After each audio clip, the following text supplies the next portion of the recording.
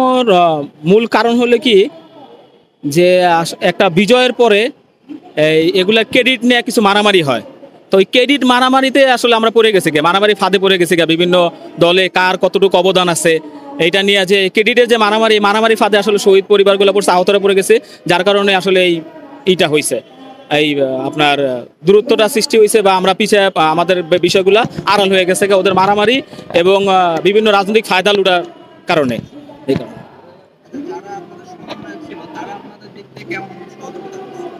ভাই তারা তো কিরকম সহযোগিতা করতেছে আপনারা তো এখন দেখতেই পারতেছেন যে বিভিন্ন জায়গা থেকে যে রিপোর্টগুলো আসতেছে ওটা আপনারা বুঝতে পারতেছেন যে তারা আমাদের জন্য কি সহায়তা করছে। আসলে তারা সবাই নিজের আখের গোছানোর জন্য চেষ্টা করছে, কে কোন এলাকার এমপি হবে, কে কোন জায়গার মানে নতুন দলের কি হবে, এই সব নিয়েই আসলে তারা ছিল। তারা আসলে আমাদের নিয়ে আমাদের কথা ভাবেও নাই বা আমাদের নিয়ে চিন্তাই করে নাই, যে আমাদের হ্যাঁ ব্যবহার করছে কি তাদের অনুষ্ঠানগুলোতে ব্যবহার করছে, ও তাদের নিজের কিছু স্বার্থে আমাদের ব্যবহার করছে, এছাড়া আর কোনো কাজে আমাদের লাগে না তাদের। এখন স্বার্থ হাসিল হয়ে গেছে আর আমরা নাই। আসলে জুলাই সনদ এই যে আপনারা দেখতেছি যে বেশ কিছুদিন যাবত হয়তোবা কয়েক মাস যাবতই আপনারা একটা জিনিস খেয়াল করছেন যে বা গণমাধ্যম কর্মীরা আপনারা জুলাই সনদ বলতেছেন। আসলে কি আন্দোলনটা শুধু জুলাই ছিল? এটা ছিল জুলাই আগস্টের একটা গণ অভ্যুত্থান। জুলাইয়ে শুরু হয়েছে আপনার আন্দোলনটা, যদি আমি পিছন থেকেই বলি যে 24 সালে যে একটা নির্বাচন হয়েছে, ওই নির্বাচনে যে ফ্যাসিবাদ আওয়ামী লীগের যে ভোট আমরা বলতাম যে 32%-এর উপরে ভোট আছে, ওই ভোটাররাও কিন্তু ভোট দিতে আসে নাই।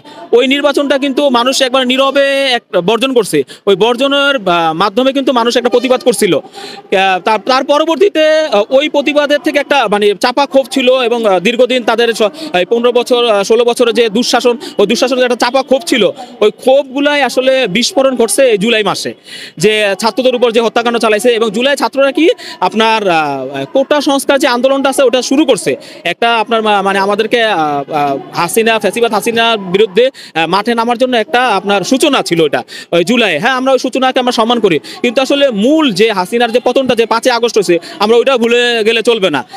আমরা ঠিক বলি যে জুলাই থামে নাই, বিভিন্ন হত্যাকাণ্ড হয়েছে, আমরা ছাত্ররা বলতেছি, সবাই বলতেছে যে জুলাই থামে নাই, যে জুলাই 31-এর পরে 32 জুলাই হয়েছে, 33 জুলাই হয়েছে বা 35 জুলাই হয়েছে, এটা আমাদের আবেগ, যে আমরা আবেগে বলছি যে আমাদের এই জুলাইটা থামে নাই। কিন্তু এটা যদি বিশ্বে মানচিত্র বিশ্বব্যাপী যদি আমরা পরিচিত করতে চাই বিষয়টা, যেটা জাতিসংঘ যেটা স্বীকৃতি দিছে যে জুলাই আগস্টের গণহত্যা, যেমন আগস্টেরও প্রায় আপনারা জানেন যে 8 তারিখের পর্যন্ত জাতিসংঘ একটা রিপোর্ট করছে জুলাই থেকে শুরু করে।